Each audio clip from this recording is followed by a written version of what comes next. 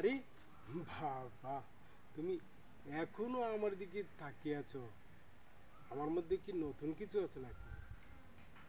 তুমি যদি এভাবে তাকাও তাহলে আমি আর পিছে কিছু ভাববো না, সোজা তোমার চোখের ভিতরে চলে যাব। সেখানে গিয়ে একেবারে অল্প সময়ে সামান্য সময়ের মধ্যে আমি সোজা ফাড়ি একটা রাস্তা করে নেব, এবং সেই রাস্তা দিয়েই আমি তোমার মনের মধ্যে চলে যাব। মনের মধ্যে গিয়ে আমি কিছুই করব না, যা করবে সব তুমি করবে। আমি তোমার মনের মধ্যে শুয়ে একটা প্রেম কাহিনী লিখব। সেই প্রেম কাহিনীটা হবে, তুমি হবে ধনীর একটা মেয়ে আর আমি একটা গরিবের ছেলে।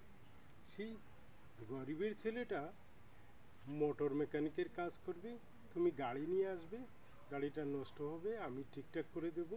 সেই গাড়ি নাড়াচাড়া করার সাথে তোমার মনটাকে নিয়েও আমি নাড়াচাড়া শুরু করব।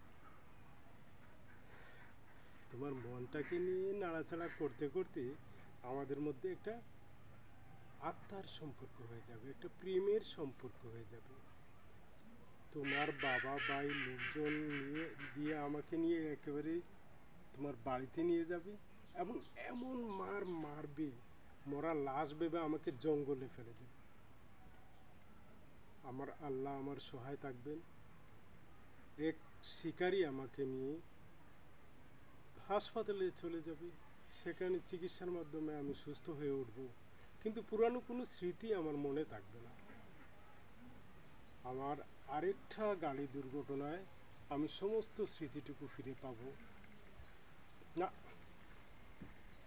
এ তো কঠিন প্রেম কাহিনী আমি লিখব না। আমি একেবারে সাদামাটা, একেবারে সহজ সরল একটা প্রেম কাহিনী লিখতে চাই। যেমন মনে করো, তুমি হবে একটা চাষার মেয়ে আর আমি একটা সামান্য কৃষকের ছেলে। চাষার মেয়ে আর ছেলের মধ্যে চুটিয়ে প্রেম চলবে, সেখানে কেউ বাধা দেবে না।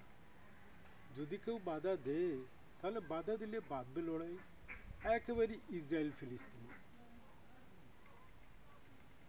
যদি লড়াইটা বাঁধে আমি হয়তো মরে যাব, ধরে নাও তুমিও মরে যাবে। আমরা দুজন যদি মরে যাই, বেঁচে থাকবে আমাদের প্রেম কাহিনী। সেটা এই লায়লা মজনু, শিরি প্রহাদ, চণ্ডীদাস, রজকিনী সমস্ত কাহিনীকে পিছনে ফেলে দিয়ে একেবারে ফার্স্ট ক্লাস ফার্স্ট হয়ে যাবে। আচ্ছা ঠিক আছে, আমি এখন চলে যাই, আমাকে এখনই লিখতে হবে। আসি।